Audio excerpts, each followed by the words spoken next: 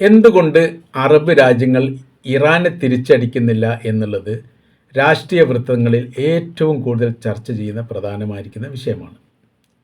നമ്മൾക്ക് ആ കാര്യമാണ് ഇന്നത്തെ വീഡിയോയിൽ ചർച്ച ചെയ്യുന്നത്.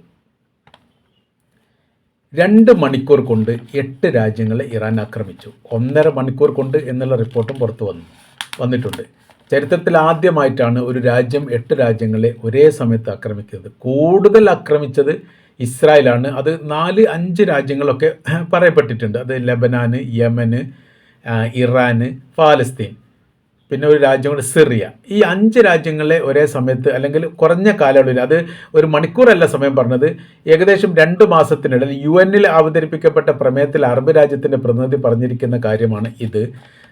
2 മാസം കൊണ്ട് അവർ 5 മുസ്ലിം രാജ്യങ്ങളെ ആക്രമിക്കപ്പെട്ടിട്ടുണ്ട് എന്നുള്ളത്. ആ രാജ്യത്തിൻ്റെ പേരാണ് നമ്മൾ പറയുക.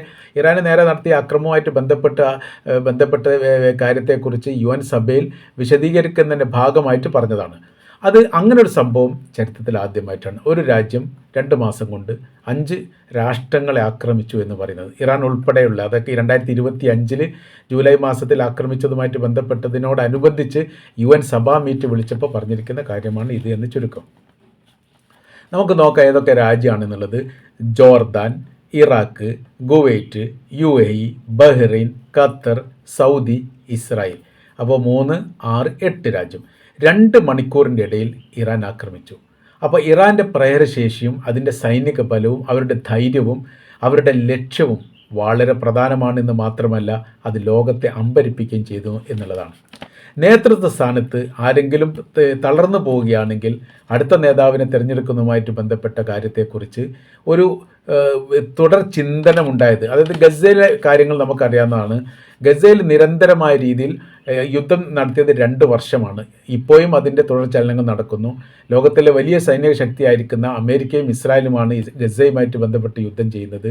അവരതിനെ പ്രതിരോധിക്കുന്നതാണെങ്കിൽ നമ്മൾ നോക്കണം, വളരെ ചെറിയൊരു ന്യൂനപക്ഷമാണ്. അതായത് ഫലസ്തീനെക്കുറിച്ച് നമ്മൾ പറയുന്ന സമയത്ത് ഫലസ്തീൻ എന്ന് പറയുന്നത് ഒരു രാജ്യമല്ല, അത് 2 പ്രദേശമാണ്.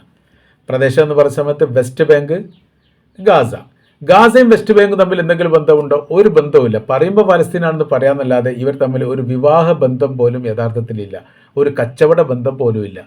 പിന്നെ ഒരു രാജ്യമാണ് എന്ന് പറയുന്നു, അത്ര ഒരേ രാജ്യമാണെന്ന് പറയുന്നു, 2 പ്രദേശത്തിൻ്റെ ഭാഗമായിട്ട്. അതിൻ്റെ കാര്യം എന്ന് പറഞ്ഞാൽ ഗസ എന്ന് പറയുന്നത് ഏകദേശം 40 കിലോമീറ്റർ അതിൻ്റെ ചുറ്റുമുള്ള ഒരു പ്രദേശമാണ്. അത് കഴിഞ്ഞാൽ വെസ്റ്റ് ബാങ്ക് എന്ന് പറഞ്ഞാൽ വലിയ പ്രദേശമാണ്, അതിലാണ് വലിയ ജനസംഖ്യയുള്ളത്. എന്നാൽ ഈ ഗസ എന്ന് പറയുന്ന പ്രദേശത്തിൽ നിന്ന് വെസ്റ്റ് ബാങ്കിലേക്ക് ഏകദേശം 60-70 കിലോമീറ്റർ വ്യത്യാസമുണ്ട്.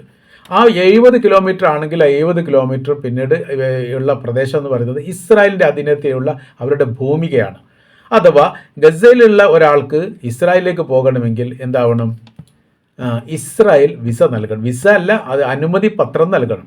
അപ്പോൾ ആരെ കാണാൻ പോകുന്നു, എന്തിനു പോകുന്നു, എപ്പോൾ പോകുന്നു, എപ്പോൾ തിരിച്ചു വരും, ഇതിനെക്കുറിച്ച് വളരെ കൃത്യമായിരിക്കുന്ന വിവരങ്ങൾ നൽകിയെങ്കിൽ മാത്രമേ അങ്ങോട്ട് പോകാൻ സാധിക്കുകയുള്ളൂ.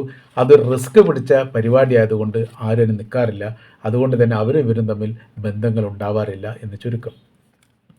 അതിനേക്കാണ് വലിയ ബന്ധം ഉണ്ടാകുന്ന ആരാണ്? ഗസയും ഈജിപ്തും തമ്മിലാണ്. ഈ ഈജിപ്തും ഗസ എന്ന് പറഞ്ഞാൽ റഫ അതിർത്തി പങ്കിടുന്ന രാജ്യമാണ് ഈജിപ്ത്.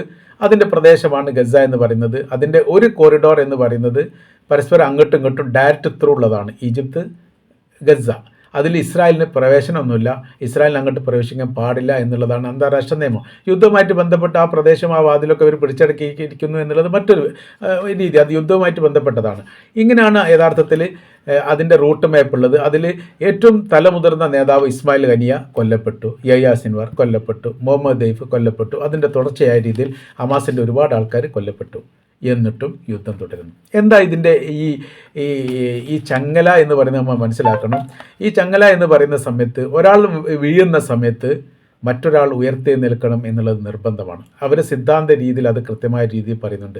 ഇറാൻ്റെ നമ്മൾ നേരത്തെ വേറെ വീഡിയോയിൽ പറഞ്ഞ പോലെ തന്നെ അതിൻ്റെ ഒരു ഈ ഫോളോ അപ്പ് ചെയ്യുന്ന പ്രദേശമാണ് ഗസ എന്ന് പറയുന്നത്. അതുകൊണ്ട് ഒരാളോ ഒരു നേതൃത്വ നിരയോ തകർന്നു പോയാൽ തകർന്നു പോകുന്നതല്ല യഥാർത്ഥത്തിൽ ഗസയിലെ പ്രതിരോധ സംവിധാനം എന്ന് പറയുന്നത്. അത് 1 നിന്ന് 1 എന്ന് പറയുന്ന സമയത്ത് ഒരു 1000 പേരുണ്ടെങ്കിൽ 1000-ാം സ്ഥാനത്തും ഒരാളുണ്ടാവും. അപ്പോൾ ഒരാൾ പോയാൽ അടുത്ത ആൾ, അതിൻ്റെ തൊട്ടടുത്ത ആൾ, അങ്ങനെ ഒന്നിന് പിറകെ ഒന്നായിട്ട്. അതുകൊണ്ട് നേതൃത്വ നിരയിൽപ്പെട്ട ആളുകളെ കൊലപ്പെടുത്തി എന്നതുകൊണ്ട് യുദ്ധത്തിന് വിരാമമുണ്ടാകും എന്ന് പറയാൻ വേണ്ടി ഒരിക്കലും സാധിക്കുകയില്ല. അപ്പോൾ നമ്മൾ പറഞ്ഞു വരുന്ന കാര്യം, ഇത്രയും രാജ്യത്തെ ശക്തമായ രീതിയിൽ ആക്രമിക്കപ്പെട്ടിട്ടുണ്ട് എന്നുള്ളത് വളരെ കൃത്യമാണ്. അപ്പോൾ എന്നിട്ടോ അതിന് പ്രതിരോധവുമായി ബന്ധപ്പെട്ട കാര്യത്തിന് എല്ലാ ഭാഗത്തിലും യഥാർത്ഥത്തിൽ ഇത് പാളിപ്പോയിട്ടുണ്ട് എന്നുള്ളതാണ്. എങ്ങനെ പാളിപ്പോയിട്ടുണ്ട്? പ്രതിരോധവുമായിട്ട് ബന്ധം ഇത്ര ശക്തമായിരിക്കുന്ന വിപുലമായിരിക്കുന്ന ഒരു ആക്രമണം ഇറാൻ്റെ ഭാഗത്ത് ഉണ്ടാകുമെന്ന് ഒരിക്കൽ പോലും അമേരിക്ക പ്രതീക്ഷിച്ചിട്ടില്ല. അതുകൊണ്ട് തന്നെ അവരുടെ ഇപ്പോൾ പല മേഖലയിലും ആക്രമണം നടക്കുന്നതുമായിട്ട് ബന്ധപ്പെട്ടുള്ള വിഷയങ്ങളൊക്കെ ഇപ്പോൾ പുറത്തു വരുന്നത് നമുക്കറിയാം. പക്ഷേ അതൊന്നും നേരിട്ടുള്ള ഒരു ആക്രമണമല്ല. പ്രതിരോധിക്കുന്ന സമയത്ത്, അതായത് മിസൈലിനെ പൊട്ടിക്കുന്ന സമയത്ത് അതിൻ്റെ ഭാഗങ്ങൾ ചെതറിട്ട് തീപിടിക്കുന്നതും അങ്ങനെ ആക്രമണ കാര്യങ്ങൾ നടക്കുകയും ചെയ്യുന്ന രീതി വിവരങ്ങളാണ് ഇപ്പോൾ പുറത്തു വരുന്നത്. അപ്പോൾ പറഞ്ഞു വരുന്നത്, ഇറാൻ്റെ പ്രഹരശേഷി അത് എത്രത്തോളം കഠിനമുണ്ട് എന്നുള്ളതിൻ്റെ ഒരു ഉദാഹരണം എന്ന് പറയുന്നത്, ശത്രുവിൻ്റെ ശക്തി കൃത്യമായ രീതിയിൽ മനസ്സിലാക്കിയിട്ടാണ് ഇറാൻ്റെ പ്രതിരോധ ആയുധ സംവിധാനങ്ങൾ നിർമ്മിക്കുന്നത് എന്ന് ചുരുക്കം. അഥവാ അവർ വളരെ അഭിമാനത്തോടു കൂടി പറഞ്ഞിരിക്കുന്നത്, 2000 കിലോമീറ്റർ ദൂരപരിധിയുള്ള മിസൈൽ നിർമ്മിച്ചതോടുകൂടി ലോകത്തിന് വലിയ രീതിയിലുള്ള ഒരു മുന്നറിയിപ്പ് നൽകുന്ന തരത്തിൽ ഇറാൻ്റെ പ്രസ്താവന പുറത്തു വന്നിട്ടുണ്ട്. ഞങ്ങൾ ശത്രുവിനെ തകർക്കാൻ പാകത്തിലുള്ള നിർമ്മിതികൾ പൂർത്തീകരിച്ചിരിക്കുന്നു. ഞങ്ങളെ സംബന്ധിച്ചിടത്തോളം ഇനി ഈ വിഷയവുമായിട്ട് ബന്ധപ്പെട്ട് വലിയ ഭയപ്പാടില്ല. അഥവാ ഇസ്രായേലിൻ്റെ സർവ്വ മേഖലയിലേക്കും എത്തുന്ന തരത്തിലുള്ള മിസൈൽ നിർമ്മിതി വലിയ രീതിയിൽ കുറ്റമറ്റ രീതിയിൽ നിർമ്മിച്ചിരിക്കുന്നു എന്ന് പറയുകയായിരുന്നു ഇറാൻ എന്ന് പറയുന്ന രാജ്യം.